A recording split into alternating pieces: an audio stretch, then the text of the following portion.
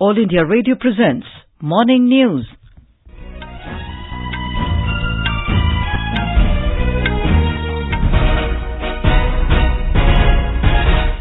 Good morning, I'm Anuja Kumar. The headlines. Prime Minister Narendra Modi says ISRO is planning to launch satellite Aditya to study sun. RBI criticises credit rating agencies for inaccurate rating of low-performing companies affecting investors. NITI Aayog to launch second edition of Sustainable Development Goals India Index today. Cold wave continues to sweep North India. Dense fog envelops national capital affecting normal life. And in cricket, India under-19 to take on South Africa in the third and final Youth ODI in East London this afternoon. Prime Minister Narendra Modi has said that ISRO is planning to launch a satellite called Aditya to study the sun. In his Mann Ki Baat program of AIR, Mr. Modi said India is quite advanced in the field of astronomy and ISRO has taken path-breaking initiatives in this field. Astronomy के क्षेत्र में भारत काफी आगे है. हमारे पास पुणे के निकट विशालकाय मीटर वेव टेलीस्कोप है. कोडाईकनाल, उदगमंडलम, गुरु शिखर और हामतेल लद्दाख में भी पावरफुल टेलीस्कोप है. इसरो के पास एस्ट्रोसेट नाम का एक एस्ट्रोनॉमिकल सैटेलाइट है. सूर्य के बारे में रिसर्च करने के लिए इसरो आदित्य के नाम से एक दूसरा सैटेलाइट भी लॉन्च करने वाला है. खगोल विज्ञान को लेकर चाहे हमारा प्राचीन ज्ञान हो या आधुनिक उपलब्धियां, हमें इन्हें अवश्य समझना चाहिए. Mr. Modi said that citizens should strive to understand India's ancient knowledge in astronomy and modern achievements in this field. He said that the young scientists in the country are not only displaying a great desire to know the scientific history, but also are resolute in fashioning astronomy's future. The Prime Minister also urged the listeners to develop stargazing as a hobby in order to boost the activities like rural camps and picnics. Mr. Modi also pressed on the need to form astronomy clubs on school and college levels. India will overtake Germany to become the fourth largest economy in the world by the year 2026. According to a report by the UK-based Centre for Economics and Business Research, CEBR, India is all set to overtake Japan to become the third largest economy by 2034. The report titled World Economic League Table 2020 said that India is also set to become a $5 trillion economy by 2026, 2 years later than the government's target of 2024. India has decisively overtaken both France and the UK to become the world's fifth largest economy in 2019. The report said that Japan, Germany and India will battle for the third position over the next 15 years. The World Economic League Table is an annual calculation by CEBR, jointly published by CEBR and Global Construction Perspectives. The base data for 2019 is taken from the IMF World Economic Outlook. The Reserve Bank of India has criticized rating agencies, CRAs, for allowing low-rated companies to do rating shopping. In the 25th edition of the Financial Stability Report, the RBI has warned of rating shopping for companies for long-term bank loans based on indicative ratings given by CRAs which are not available to the banks or investors.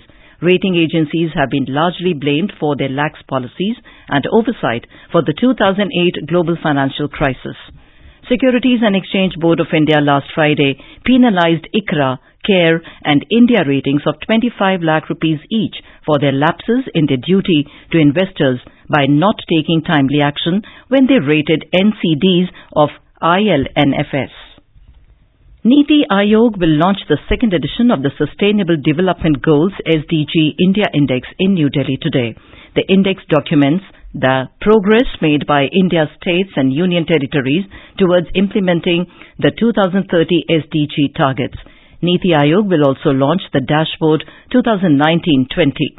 The SDG India Index and Dashboard tracks the progress of states and ranks all states and union territories on 100 indicators drawn from Ministry of Statistics and Program Implementation's National Indicator Framework comprising 306 indicators. It indicates where the country and its states and union territories currently are on SDG implementation. It also charts the distance to be travelled to reach the SDG targets. The index covers 16 out of 17 SDGs and a qualitative assessment on Goal 17. Union Human Resource Development Minister Ramesh Pokhriyal Nishank has said Muslim community need not worry about the Citizenship Amendment Act and they will continue to live in the country safely without any fear. Addressing media persons in Kolkata, Mr. Nishank said that citizenship rights have been given to the refugees of 6 religious communities of neighbouring Bangladesh, Pakistan and Afghanistan under the new act. ये कानून लोगों को मदद के लिए है, उन लोगों को जो अन्याय का शिकार हुए, उन लोगों को जिनको न्याय की जरूरत थी, उन लोगों को जो धर्म के आधार पर प्रताड़ित, तो इसलिए इसमें जो भ्रम फैलाने की कोशिश हो रही है बिल्कुल गलत है. The minister alleged that the West Bengal Chief Minister and Trinamool Congress Chief Mamata Banerjee is doing vote bank politics on the issue. The HRD minister criticized the role of the Chief Minister over confrontations with Governor Jagdeep Dhankar on various issues. Uttarakhand BJP President Ajay Bhatt has said that Citizenship Amendment Act has no provision to take away anyone's citizenship. Addressing a rally in Dehradun in support of the act, he said that opposition is creating confusion and misguiding people for their political gains. Mr. Bhatt said CAA is to provide citizenship to the persecuted minorities from Pakistan, Bangladesh and Afghanistan. आज चूंकि उनके पैरों की जमीन खिसक गई है, राजनीतिक कारणों से वो इसका विरोध कर रहे हैं और विरोध का कोई कारण ही नहीं है. जब सबको पता है इससे किसी का अहित नहीं होना है, किसी की नागरिकता नहीं छीननी है, तो फिर ये विरोध कैसा? साफ जाहिर है कि राजनीतिक विरोध है. इसका माकूल जवाब जनता दे रही है. Some refugees living in Dehradun also came out to support CAA. इस बिल से हमें उम्मीद जग गई है कि हमें नागरिकता 100% मिल जाएगी और हम बहुत खुशी बहुत आभार प्रकट करते हैं भारतीय जनता पार्टी का. अब जो ये कानून पास हुआ है तो इससे हमें एक उम्मीद जाग गई है कि अब बहुत जल्दी हम भी इंडियन हो जाएंगे और जो सुविधा यहाँ के लोगों को मिल रही है वो अब हमें भी मिलेंगी. This is All India Radio giving you the news. For quick news updates round the clock, follow us on our Twitter handle @AIR News Alerts. Tune into AIR News interactive program Public Speak Live on 30th December between 9:30 p.m. to 10:05 p.m. and participate in the discussion on health issues for the elderly in winter. Your input and feedback are most welcome. Listeners can ask questions to the experts sitting in our studio on toll-free telephone number 1800 115767. Intense cold wave continues to sweep North India. The Haryana government has decided to close all schools for 2 days due to biting cold. Dense fog has affected rail, road and air traffic in the region. Delhiites woke up to a dense fog in the national capital this morning. Delhi recorded a minimum temperature of 3.4 degrees Celsius, 4 notches below normal. In Jammu and Kashmir, Srinagar recorded the coldest night of the season. The fringes of the Dal Lake have frozen. Met Department has predicted rains and snowfall in Kashmir on the New Year Eve. Himachal Pradesh too is likely to witness snowfall on the New Year Eve. In Rajasthan, life is badly affected due to severe cold and dense fog at most parts of the state. Winter has set new records in many cities of the state. Temperature recorded below the freezing point in Mount Abu, Fatehpur and Sikar. The capital Jaipur has recorded a minimum temperature of 1.4 degrees Celsius, which is the lowest in last 10 years. The mercury has been recorded below 3 degrees Celsius in many cities of the state including Kota, Udaipur, Jaisalmer, Bikaner and Churu. Rail and road traffic has been badly affected due to dense fog. Many trains are running late. Jitendra Dwivedi, AIR News, Jaipur.